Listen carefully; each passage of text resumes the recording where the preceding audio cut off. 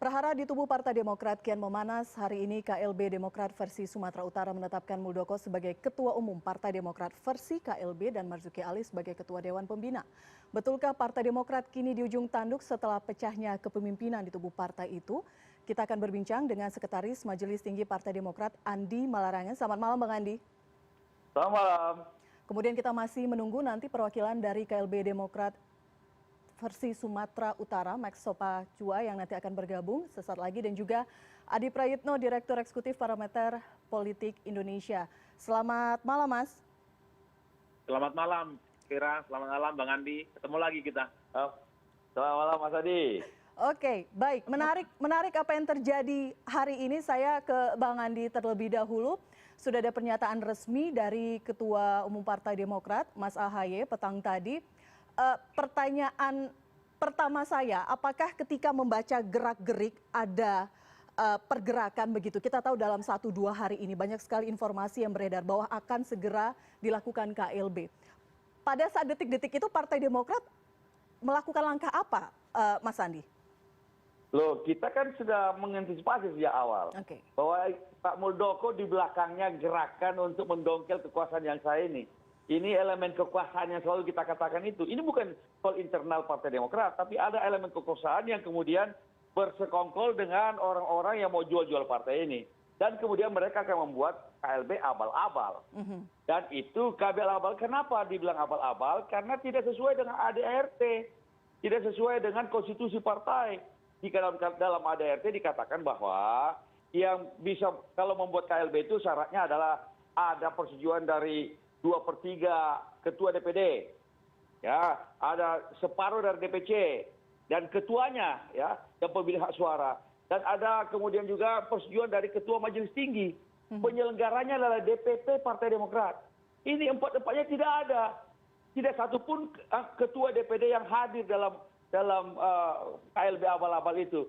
Karena itu kita tahulah ini model KLB abal-abal. Lalu kemudian mereka karena kekuasaan dan uang sejak awal dikatakan oleh Pak Muldoko, karena itu bohong Pak Muldoko sejak awal ngopi.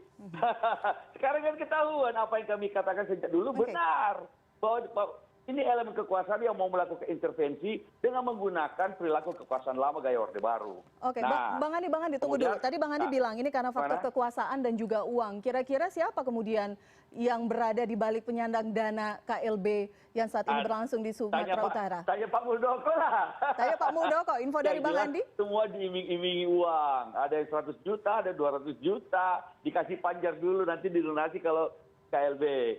Macam itulah. Nanti kemudian setelah ini mereka akan menuju ke Kumham. Di Kumham meminta disahkan, ya. Kan sejak awal Pak Muldoko kan mengatakan didukung oleh Pak Lurah, didukung oleh Kumham dan segala macam. Lalu tapi kan kita masih percaya bahwa ada integritas di Kumham itu. Gampang kok melihatnya apakah itu abal-abal atau bukan.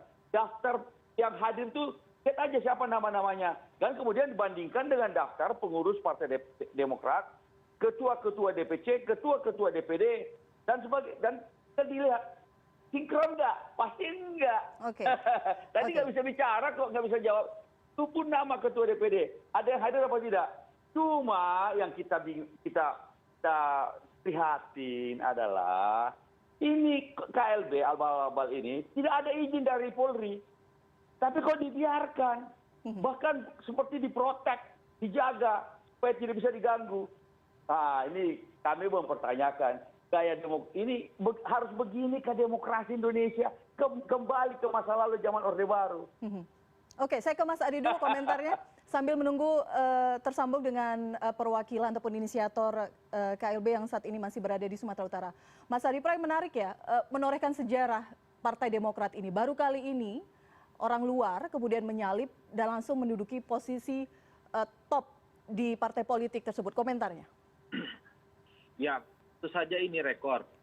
Bukan hanya orang luar yang kemudian mengambil alih partai atau mencoba untuk membelah partai politik, tapi ini adalah pertama kali dalam sejarah politik di Indonesia, mantan Presiden Republik Indonesia 2 periode tidak terlampau dihargai.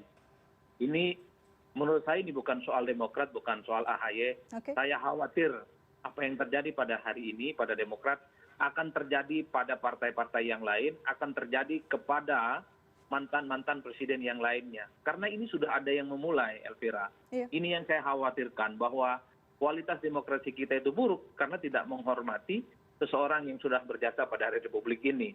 Ini yang saya selalu wanti-wanti ke teman-teman. Sekali lagi, ini bukan Demokrat, karena soal kudeta partai itu bisa terjadi kepada partai manapun. Kemudian soal penghargaan terhadap mantan presiden, itu juga tidak akan terjadi hanya pada persoalan SBY. Itu yang pertama. Yang kedua yang sebenarnya saat ini itu bola panasnya ada di pemerintah, Menkumham. Ya, kalau kita yang melihat dari jauh persoalan lahan Demokrat atau KLB versi Muldoko gitu ya. Prinsipnya pemerintah itu jangan partisan. Pemerintah memang harus netral betul melihat persoalan ini dengan jernih. Karena publik memplotote ini dengan detail. Siapa yang sebenarnya sesuai dengan ADART, siapa yang tidak sesuai dengan ADART. Saya mencoba untuk memberikan satu argumen. KLB yang saat ini dilakukan di Sumut, itu kalau mengacu.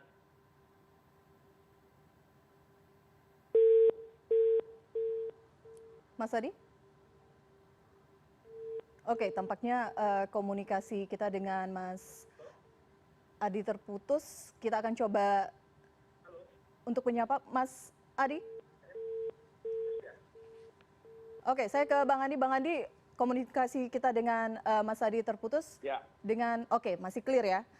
Jika tadi kemudian disebutkan oleh Mas Adi bahwa ini sesuatu yang baru begitu, ada langkah-langkah yang harus diambil pemerintah, posisinya netral dan lain-lain, kan kita tahu beberapa waktu sebelumnya juga Pak SBY mengeluarkan statement bahwa percaya dengan pemerintahan ataupun dengan Pak Jokowi, tidak ikut cawe-cawe dalam urusan internal Partai Demokrat.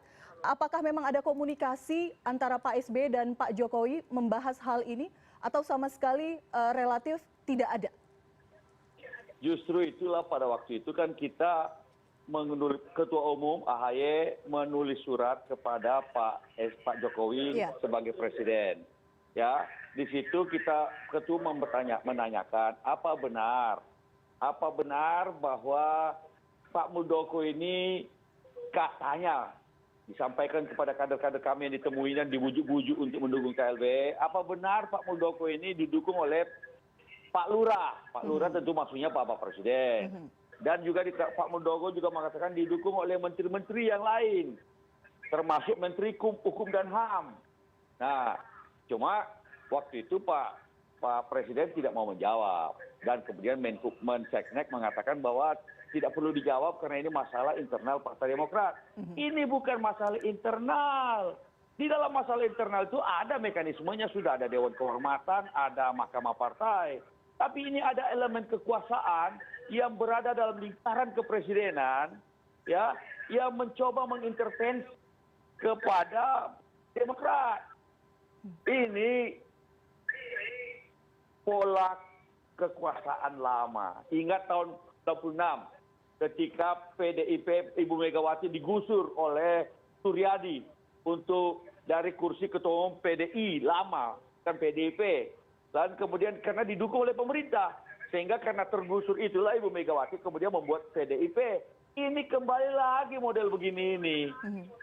Ya, ini kembali jarum, kita sudah melakukan reformasi menuju era demokrasi, tapi kemudian orang yang berada dalam lingkaran kepresidenan, KSB Muldoko itu sekarang kembali lagi memainkan gaya-gaya intervensi kepada partai orang lain yang berseberangan dengan pemerintah. Tentunya kalau ini dilakukan, pasti arah politik Partai Demokrat akan berubah. Kita sekarang berada di luar pemerintahan.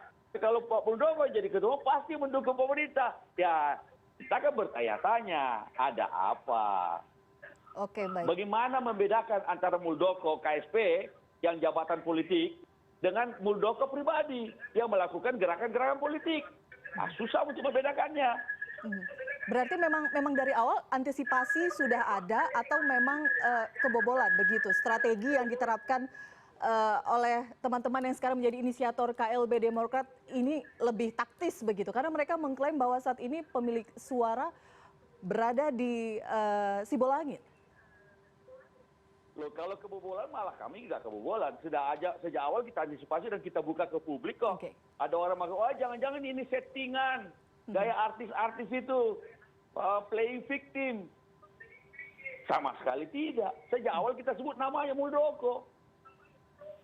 Jadi, dan ternyata benar kan sekarang ini. Dia bilang ngopi-ngopi. Kan saya tidak ketemu cuma ngopi-ngopi. Ternyata ngopi-ngopi. Apa sih awal kita bilang ini bukan ngopi-ngopi. Ini rencana GPK, Gerakan Pengambil Alihan Kepemimpinan di Partai Demokrat. Jadi ternyata benar juga kan. Tapi mereka memang nekat. Kenapa nekat? Karena merasa di backup oleh kekuasaan posisi Muldoko itu sebagai KSP. Dan kemudian uang. Udahlah mereka diiming-imingi, udah semua udah tahu. Nggak dibantah juga. Pertanyaannya adalah apakah pemerintah mau mengakui KLB abal-abal semacam ini? Di mana negara biarkan KLB yang abal-abal ini bisa dilangsungkan, bahkan dijaga jangan sampai diganggu. Nah, ini bagi saya keterlaluan. Baik, kita sudah tersambung dengan Mas Adi Prayitno. Mas tadi sempat mengatakan saat ini bola panasnya berada di pemerintah. Ya, saya ingin tegaskan bahwa bola panas soal dualisme Partai Demokrat ini ada di pemerintah, di Menkumham. Kenapa saya sebut dualisme? Karena memang faktanya ada KLB yang kemudian menjadikan Muldoko sebagai ketua umum baru di luar AHY. Itu fakta politik yang menurut saya tidak bisa dibantah. Nah, ke depan nanti ini kan soal legalitasnya akan dipertaruhkan di Menkumham. Karenanya bola panas ini ada di Menkumham, di mana publik berharap bahwa pemerintah melalui Menkumham tidak partisan dan melihat persoalan soal dualisme Partai Demokrat ini dengan jernih. Tentu berdasarkan pada ADART yang ada. Kalau mengacu pada ADART Partai Demokrat yang dihasilkan melalui Kongres tahun 2020 misalnya, itu jelas sebenarnya bahwa KLB yang terjadi saat ini itu jelas ilegal. Karena tidak melalui sejumlah prosedur yang sudah ditentukan. Misalnya harus melalui persetujuan Majelis Tinggi, Ketua Umum, 2/3 dari pengurus tingkat 1 dan tingkat 2. Artinya dalam konteks ADART tahun 2020 yang dilahirkan di Jakarta, maka KLB versi yang saat ini, di mana itu lupa saya, itu adalah ilegal. Karenanya, ini yang kemudian ingin diharapkan oleh publik, bahwa disinilah kejernihan seorang Menkumham, pemerintah dalam konteks ini diuji. Tapi kan seringkali soal SK Menkumham ini melampaui batas-batas legal formal apa yang kita pahami, yang dari jauh. Misalnya soal posisi Pak Muldoko sebagai KSP saat ini, selalu dikait-kaitkan dengan pemerintah dan kekuasaan. Ada hal-hal lain yang kemudian tidak bisa dijelaskan dalam konteks legal konstitusional soal siapa yang sebenarnya akan mendapatkan legalitas SK Menkumham itu. Yang kedua yang paling penting, selain soal legalitas Menkumham itu, saya tadi sempat ngomong ke Bang Andi, ini bagaimana cara memagari pengurus-pengurus inti Partai Demokrat tingkat 1, tingkat 2, dan bahkan tingkat pusat untuk tidak lompat pagar dengan iming-iming ya. Kemudian ini justru membuat partai pendukung AHY, loyalis AHY ini gembos. Karena rata-rata pemain-pemain partai ini pikirnya pragmatis. Kalau tetangga sebelah agak hijau rumputnya, mereka lebih tertarik misalnya. Ini yang kemudian menjadi pertarungan politik ke depan soal SK Menkumham dan kuat-kuatan bagaimana memagari pengurus-pengurus inti yang saat ini yang sudah menyatakan loyalitasnya terhadap AHY sebagai ketua umum. Saya kira di situ konteksnya. Sudah cukup kuat belum Bang Andi sehingga tidak melirik rumput tetangga yang lebih hijau begitu ya Mas Adi ya. Kita akan lanjutkan diskusi ini usai jeda, tetap bersama kami di Newscast.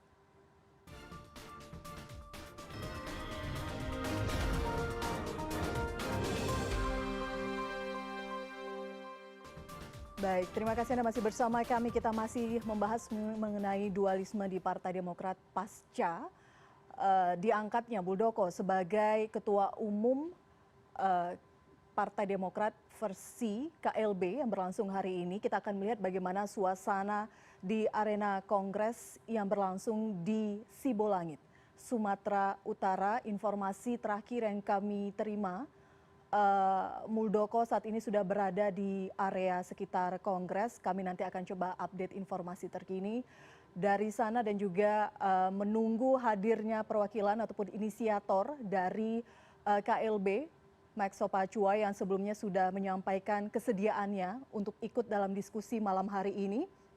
Saya lanjut lagi ke Bang Andi, ada PR berat begitu, tidak hanya saat ini saja genderang perang sudah ditabuh, masih ada waktu panjang tampaknya untuk kembali membentuk Demokrat seperti sedia kala.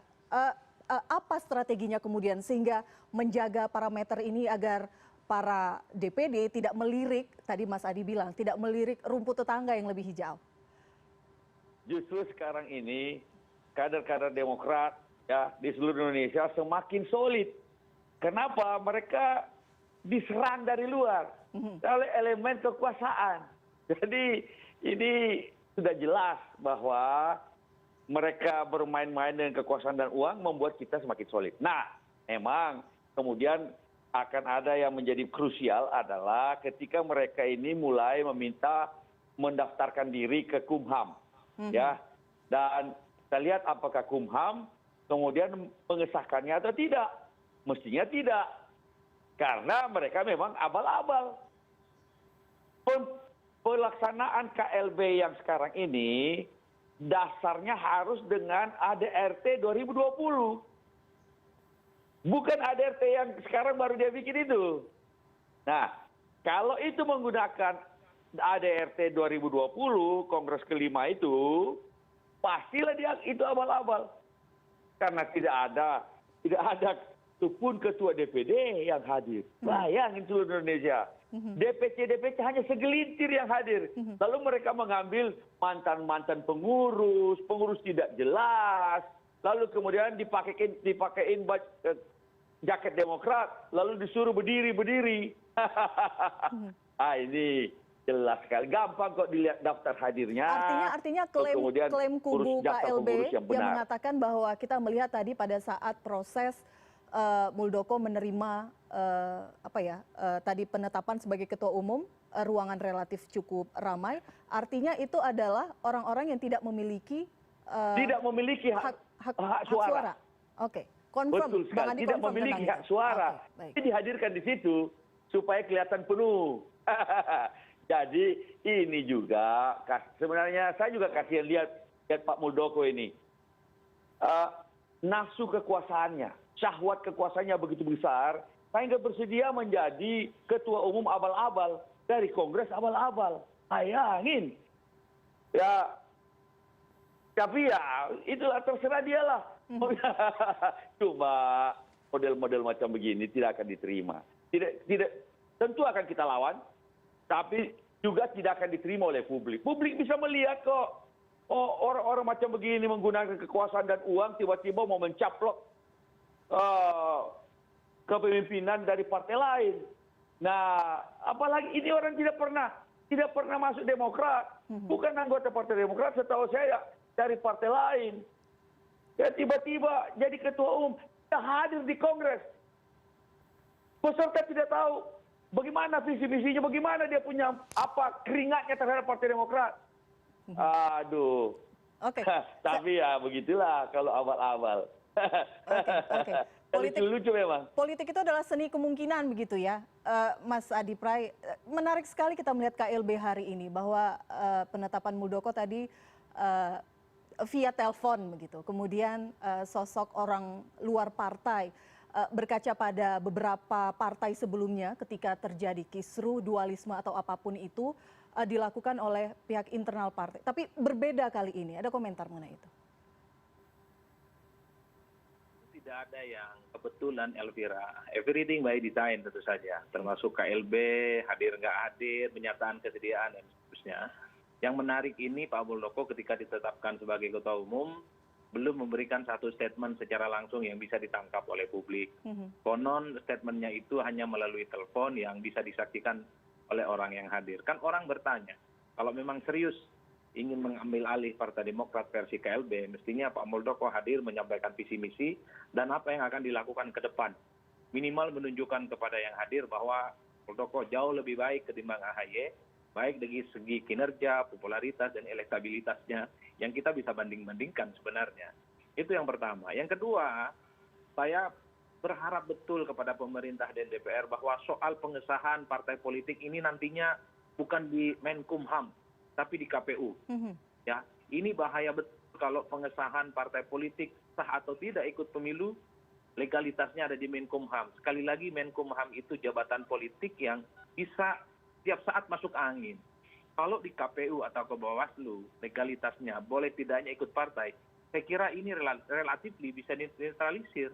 KPU itu kolektif kolegial keputusannya sebagai penyelenggara dan dia jauh lebih legitimate.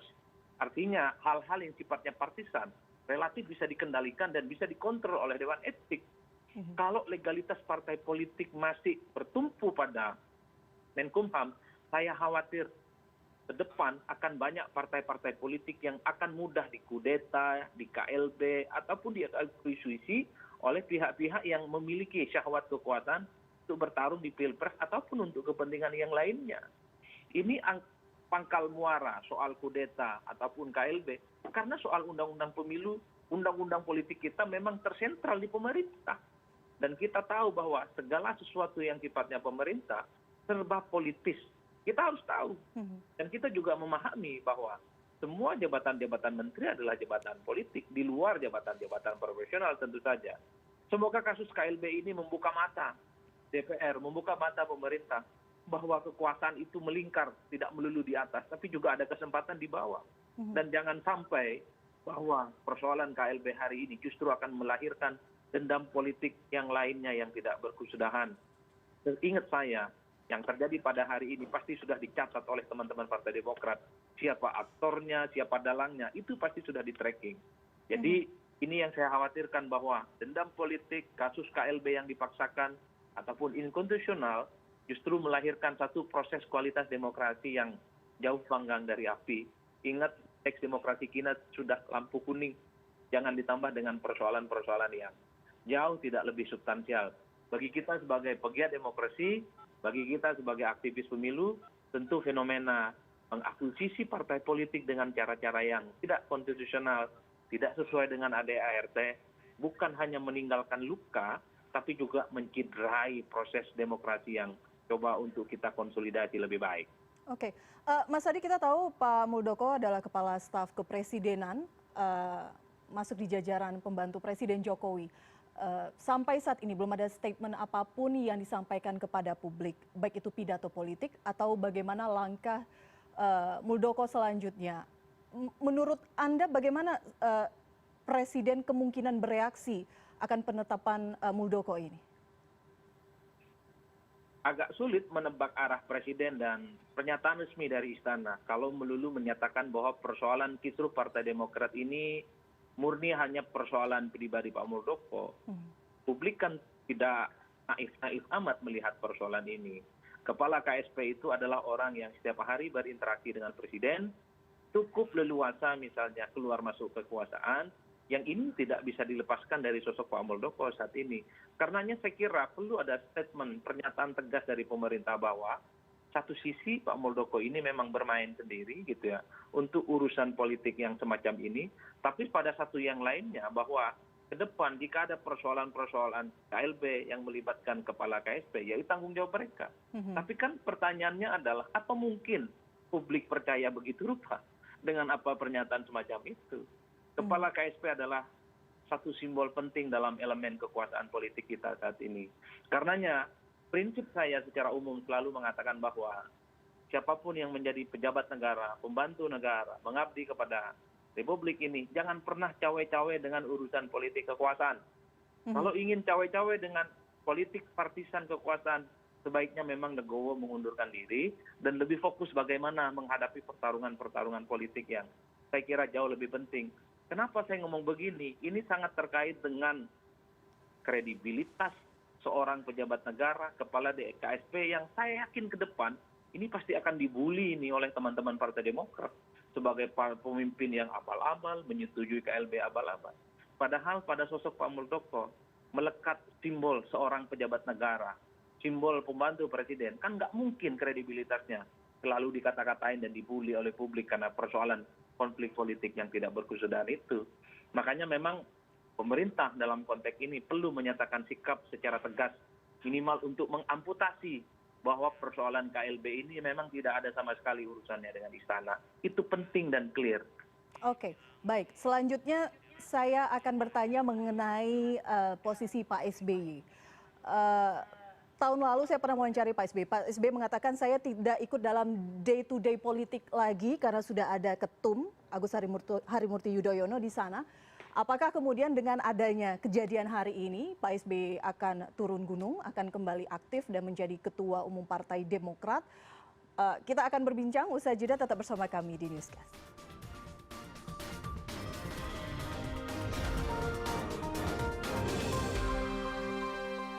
Saya akan ajak Anda untuk melihat bagaimana kondisi terkini di arena Kongres.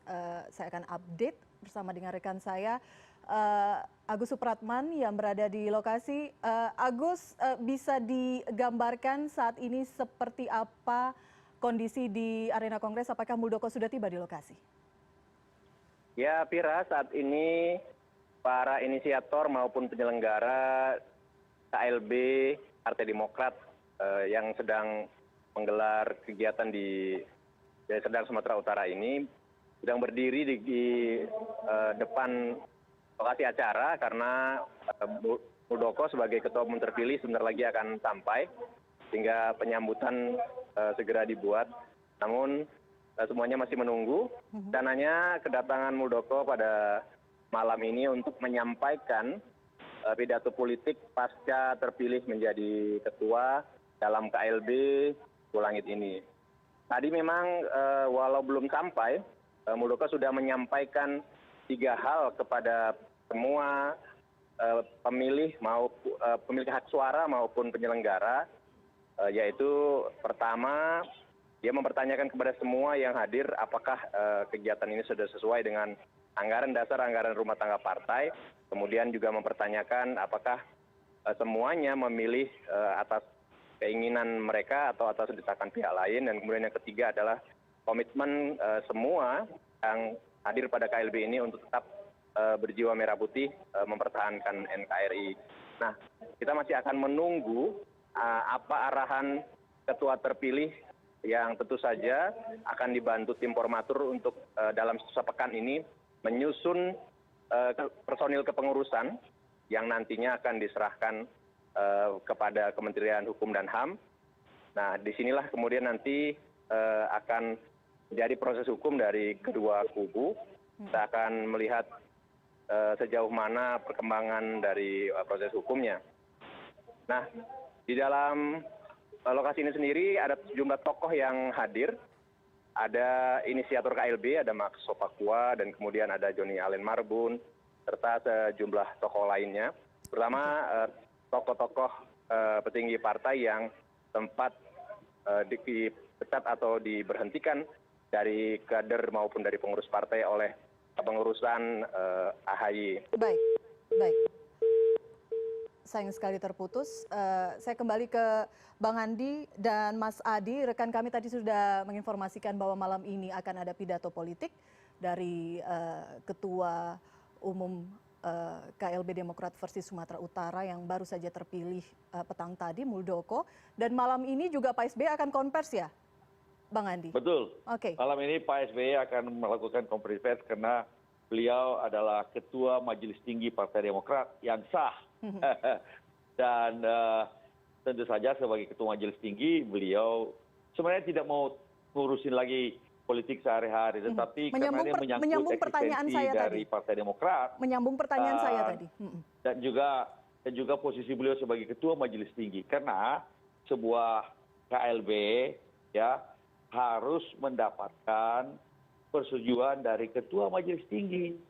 Itu adalah sesuai dengan ADRT 2020. Yang sampai sekarang tercantum dalam lembaran negara di Kumham.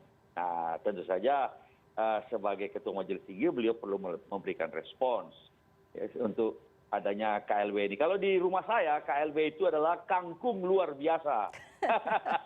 Cuma kalau yang ini KLB abal-abal yang di Sibu Langit itu. Oke, baik. Banyak istilah setelah hari ini secara resmi disampaikan di Sibolangit, banyak sekali di sosial media bagaimana mendefinisikan KLB hari ini. Tapi tadi saya sambung ke Mas Adi, bagaimana kemudian sebaiknya Pak SBY bertindak selanjutnya? Apakah penyelamat utama sebenarnya saat ini adalah ketokohan Pak SBY? Bagi saya soal KLB di Sibolangit ini jagal politik ya, yang dilakukan secara terang benderang di siang hari, tak ada angin, tak ada hujan. Ya bagaimana yang harus dilakukan oleh Pak SBY? Saya kira memang Pak SBY harus total football, macam Barcelona udah menyerang lah kira-kira begitu. Karena bagi kita yang memahami persoalan Demokrat dari jauh, mungkin salah bisa dikritik Bang Andi, sepertinya SBY ini sudah menjadikan Demokrat itu sebagai warisan terakhirnya di sepanjang hidupnya ini. Jadi siapa yang mencoba untuk mengganggu warisan terakhirnya ini pasti SBY akan turun tangan. Publik juga masih ingat SBY ini adalah seorang jenderal, seorang tentara, Adi Makayasa, dan mantan presiden 2 periode. Dan tentunya akan mempertahankan Partai Demokrat sampai titik darah penghabisan. Dan itu pasti dilakukan ya, karena ini adalah perang terbuka yang secara terang benderang dilakukan oleh kubu KLB yang mencoba untuk mengambil alih, yang mencoba untuk mengambil jantung politiknya Pak SBY sebenarnya.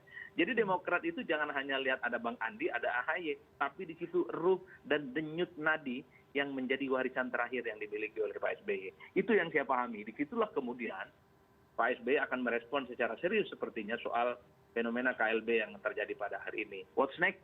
Pada prinsipnya pertarungan dan konflik ini akan panjang, dan kalau boleh titip kepada DPR dan pemerintah, jangan lagi soal legalitas partai politik itu di Menkumham. Rusak itu urusan, karena akan membuka begal-begal politik di masa yang akan datang.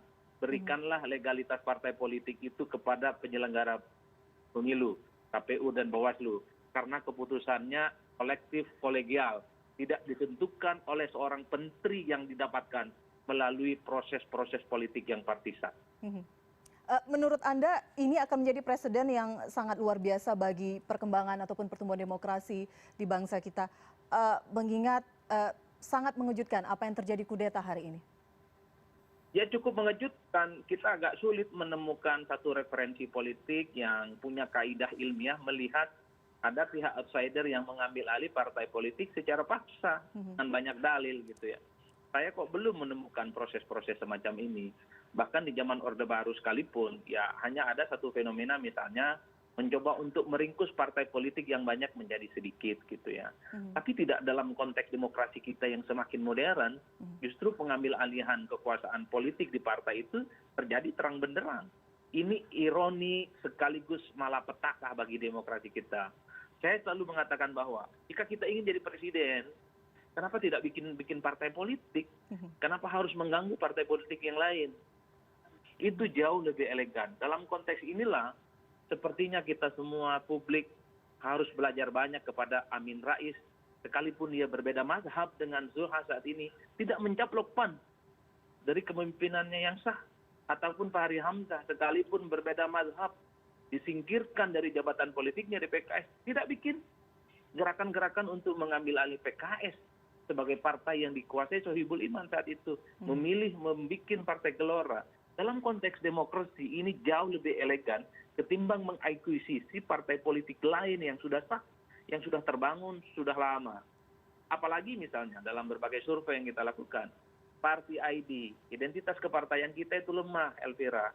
Ada sekitar 80% penduduk di Indonesia yang belum menyatakan punya partai politik.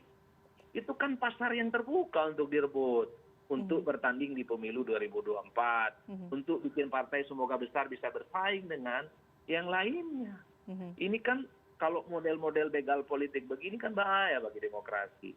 Suatu saat nanti jika ada orang yang punya gairah maju pilpres, punya kekuatan, punya uang, punya akses dan yang lainnya, dia bisa melakukan itu. Tapi sekali lagi ini tidak bagus, tidak kondusif bagi suasana demokrasi kita ke depan.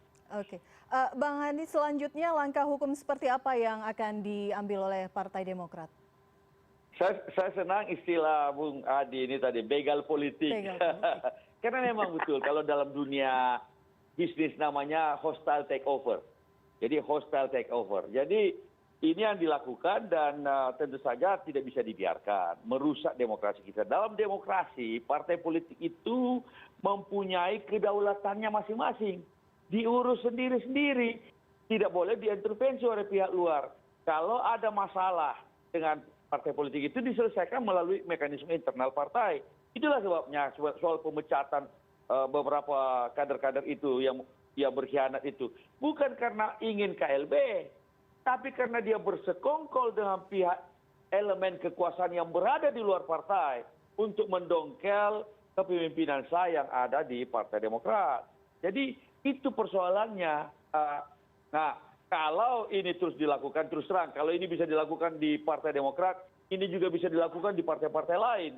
Karena itu mestinya teman-teman di partai lain hati-hati dengan model kayak begini, dengan orang-orang yang sedang berkuasa lalu menggunakan kekuasaannya dan uang, entah dari mana uangnya itu, untuk melakukan hostile takeover, membegal partai orang lain. Nah, tapi tentu saja kita kan tidak tidur di sini ini, kita juga melawan. Dan tentu saja mudah-mudahan, betul kata Bung Adi, kita harapkan teman-teman di Kumham ini tetap terjaga integritasnya dan bisa melihat dengan jernih syarat-syarat untuk melakukan KLB dipenuhi apa tidak. Dalam konteks keseluruhan apa ide Bung Adi tadi mengatakan bahwa sebaiknya pengesahan partai politik itu di KPU, saya rasa ini perlu dipikirkan dengan baik. Saya setuju pada dasarnya.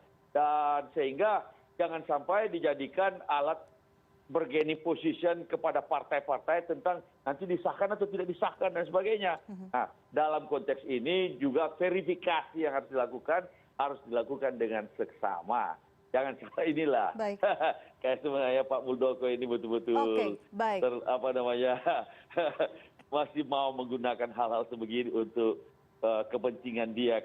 Sampai kepada kita untuk dia menjadi calon presiden di 2024. Waktu kita sudah habis, sayang sekali hingga akhir diskusi ini kita tidak bisa menghadirkan perwakilan dari KLB yang sebelumnya sudah menyatakan akan hadir dalam diskusi malam hari ini. Terima kasih, tapi Bang Andi, Mas Adi, kita tunggu nanti pernyataan politik dari Pak SBY dan juga Pak Muldoko yang kabarnya juga akan menyampaikan pidato politik malam ini setelah terpilih menjadi Ketua Umum versi KLB Sumatera Utara. Terima kasih perbincangan kita malam hari ini. Selamat malam. Malam.